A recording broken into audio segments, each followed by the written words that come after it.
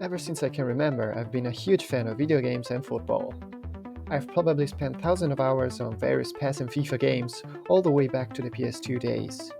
The career mode has always been one of my favorite features, though you probably know that if you've seen my video from last year, where I reimagined the career of Park Ji-sung. Honestly, it's a great video. If you haven't checked it out, I highly recommend it. For anyone who's new here, just know I love my strikers, my young talents, and my self-avatars in-game. But as I got older, I found myself getting to more realistic career paths. My last big career, beside the one I played with Park Ji-sung, was in Football Manager 24. I even used AI to create faces for my regents based on their in-game avatars. It really made me feel connected to each of them. If you were to ask me though, Lupo, which career mode are you most attached to? Without a doubt, it would be the one I played with Wolfsburg on FIFA 9, the same year the Wolves won the Bundesliga. It all started when I was in middle school. One day, after school, I went over to my friend Leonardo's place to play on his brand new PlayStation 3. He pulled out a scrap of paper with the name Graffiti scribbled on it and said, "I want to check this player's overall. He scored 4 goals in a friendly yesterday." So we checked, and we saw that Wolfsburg number 23, the Brazilian striker Graffiti, was incredible. Just like that, we became fans of the team almost by accident. When I got home, I started my own manager mode with the same squad. We'd spend afternoons on the phone, giving live commentary on each other's game in parallel universes, while our moms yelled at us to hand over the phone because they needed to make a call. We even memorized the Wolfsburg anthem. As some of you may know, Wolfsburg went on to win the league that season, and Leo and I like to think that it was thanks to our support. Since that day, I've never stopped being a fan of the Wolves. I've managed them in career mode a few times since, even as the real-life performance declined, with them coming dangerously close to relegation a couple times. But now, on the brink of 2025, with Wolfsburg once again near the bottom of the Bundesliga, I decided to start a revival career mode, a kind of sequel to that universe from 2009 season. To do this right, though, I need to make sure I get the details down accurately. I don't remember every single player from my Wolfsburg squad, but with memories and a few old videos, I can piece it together pretty well. In goal was Diego Benaglio, a true icon of the Swiss national team. My back four was Marcel Schäfer on the right, Andrea Barzagli and Jan Zimonek as centre-backs, and a very young Gareth Bale on the left. No, he never played for Wolfsburg, but I truly believed in him. My two midfielders were Christian Gentner and Josué, though I think I replaced Josué with Makoto Asebi the following season. I loved using young players, and when one of them hit 29, I thought of him as old. Now that I'm almost 29 myself, I hope no one treats me that way. Ahead of them were 3 attacking midfielders. On the left was Ashkan Djaga, before he lost his touch. In the center, Zvezdan Mesimovic, an amazing playmaker, with Bosko Jankovic as his backup. And on the right, a player I'll never forget, Michael Peralta, a right winger who doesn't exist in real life but lives in my heart. Peralta, a Swiss youth player, once scored a hat-trick against Chelsea, and the footage you're seeing right now is the only video that remains of him. Up front, I had Graffiti for that first season, with Edin Dzeko as his backup. Dzeko was a bit slow to develop though, so I eventually brought in Klaus-Jan Huntelaar. I'm pretty sure we won the Bundesliga multiple times and even took home the Champions League at least once, although I don't remember all the details. I thought long and hard about who could coach a modern Wolfsburg, but none of the players from that era had gone to management. Then it hit me. I'd have to get creative, drawing on every element from that past save. And that's why, in the end, I chose to shape the career of a key character from that story, building it from the ground up. Ich darf Sie hier in der Volkswagen Arena herzlich begrüßen. Hier kommt der neue Trainer.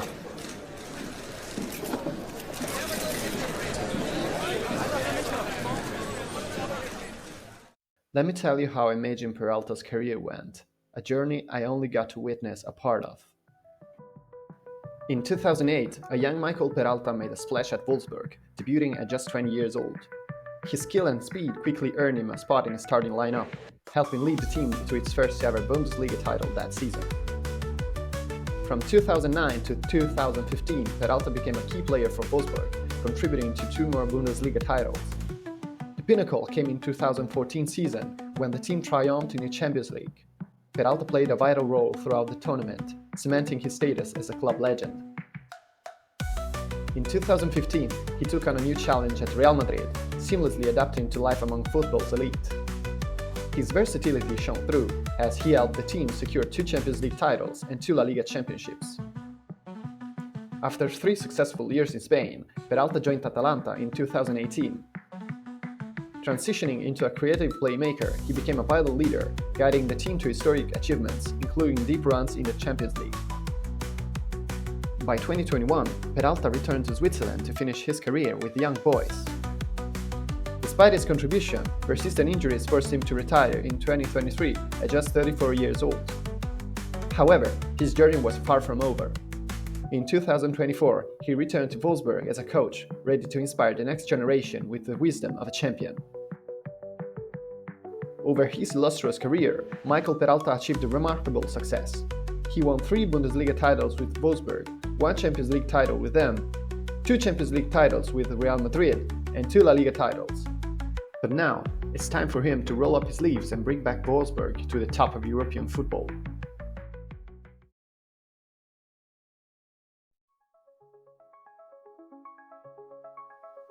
Peralta is a rookie coach, but he knows that achieving great results requires understanding each player on the team. So he decides to go with a counter-attacking strategy, taking advantage of his fast wingers and fullbacks. Another key focus for him is youth development. A trusted friend will keep him updated on Switzerland's top young talents over the next 6 months, especially focusing on midfield wingers on both the left and right side. With this new setup, Peralta realizes that one player no longer fits in the system. He decides to let Matthias Bamberg go, selling him to Borussia Dortmund for 16 million. He now needs a playmaker, and his old coach from Young Boys strongly recommends Filip Ugrinic. The 24-year-old Swiss midfielder, bought for 7 million, has all the right qualities to shine this season. To strengthen the right side, he brings in Costinha for 10 million. The 24-year-old Portuguese player, seen as a rising star in European football, can play both as a right winger and a right back. Peralta also needs a left back to rotate with Rogerio, but the Kuiper was simply too expensive, so the manager finds Tom Roth, a promising young player from Union Berlin who joins Wolfsburg for just 6 million. Some players will need to move on to make space. Dardai goes out on loan, Bialek is sold to a club in Saudi Arabia, and Fischer heads to Portugal to gain experience. Every offer for Lucas Mecha is turned down though, as Peralta sees him as their main striker.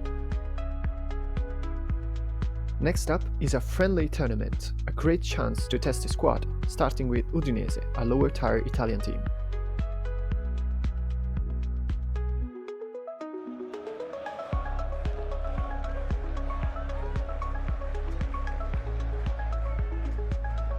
Mecha shows he's worthy of Peralta's trust, scoring 1 goal after another as Wolfsburg advances through the tournament.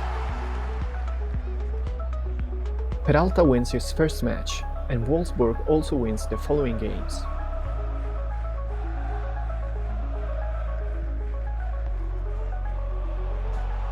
Peralta is thrilled with the team's progress and couldn't be prouder. All the players have played well up to this point. The coach and the club can only be pleased.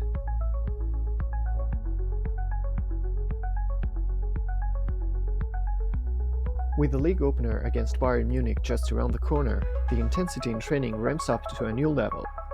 Players push themselves harder than ever, determined to perfect their game. They know that this is not just another match. Peralta motivates his players, demanding a performance full of heart and courage.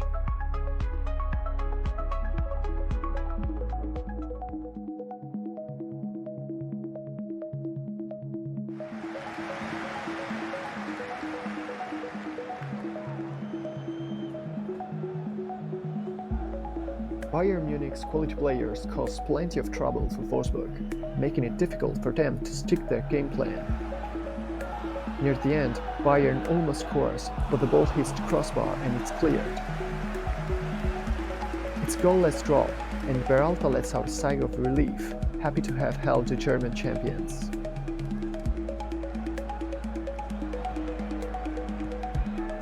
In the locker room, Marcel Schäfer suggests adding a solid, reliable centre-back.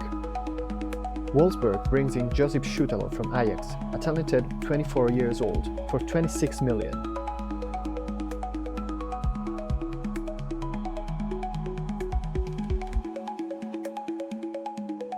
Schutalo is quickly put to the test in the next game against Holstein Kiel, a challenging lower-tier team that Wolfsburg manages to beat 2-0, with goals from captain Maximilian Arnold and right-winger Patrick Wimmer.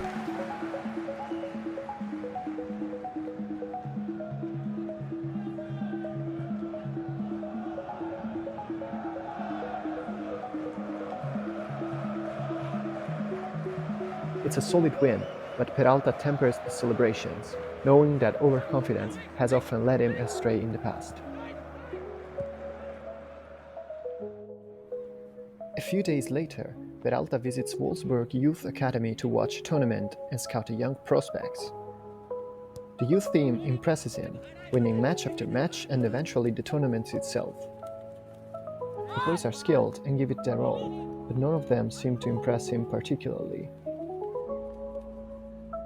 Peralta claps and smiles, but he already knows that there's another important match to play shortly.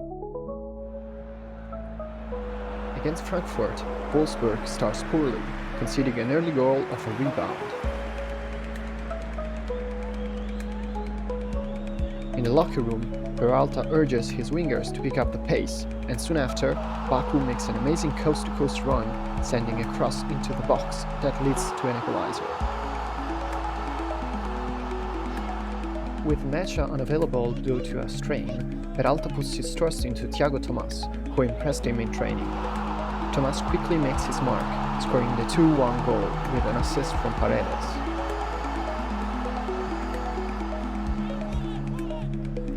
Jonas Wind then steals the win with a beautifully orchestrated team goal, bringing immense joy to Peralta and the fans.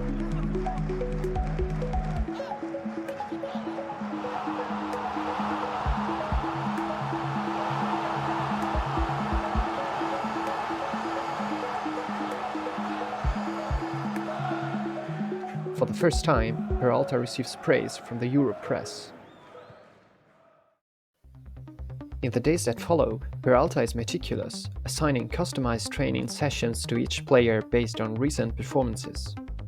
With an important game against Leverkusen coming up, he wants no surprises. Mecha, back from injury, is back in top form. In the match, he beats his man, goes one-on-one with the keeper and slots in the first goal.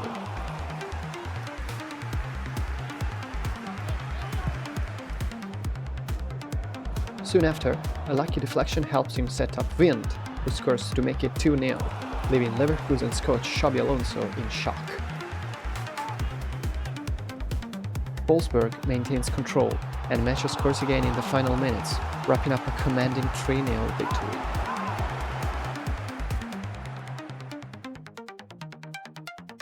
As everyone celebrates, Riedel Baku pulls Peralta aside to share news of a major offer from a rival club, but says he'd be happy to stay with an improved contract. Recognizing Baku's importance to the team, Peralta quickly agrees to the extension. There's little time to relax though. Wolfsburg face Stuttgart at home just a few days later. The players are motivated to keep up their strong form, but after a tough first half, the visitors score, dampening the home crowd's hopes. Peralta knows the team needs to respond, and in the final minutes, Thiago Tomas breaks free but misses. However, Wimmer pounces on the rebound, salvaging a hard-fought point. Peralta is pleased with the team's fighting spirit. Soon after, he receives a call from his youth scout, who urges him to take a look at the promising 14-year-old Swiss winger with big potential. Intrigued, Peralta heads to the training ground, encouraging the youngster to give its all and hinting that, with hard work, he might someday make the senior squad. As September draws to a close, Wolfsburg prepares for an away game against Baku. Sitting fourth in the standings, Peralta can't help but feel proud of his team's progress. But during training, Mecha suddenly goes down, clutching his knee. It's a setback from his previous injury. Now Peralta has to make a tough call on his replacement, and all signs point to giving young Thiago Tomas the starting nod. Will he be ready to step up?